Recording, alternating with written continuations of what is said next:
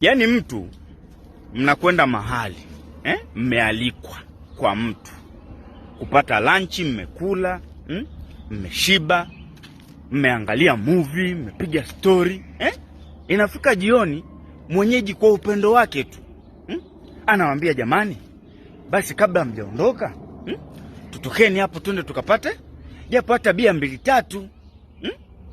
Anatokea mtu sijui utotoni kwake aliumwa ugonjwa wa kuanguka, sijui alikuwa na degedege rangi, anaropoka tu.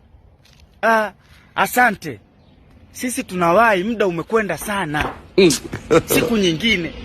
Wewe sisi na nani? Na tangu lini muda ukaenda kwenye bia? Muda unakwenda wapi? Wewe unajua mahali ambapo muda unakwenda?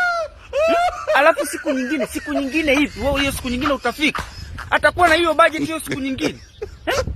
Na kwa nini uweke sisi kwenye jambo la bia? Sisi imetoka wapi? Sisi hiyo ya nini? Kwanza wewe hauko na sisi. Katika sisi wewe haupo. Unawekaje ile neno sisi?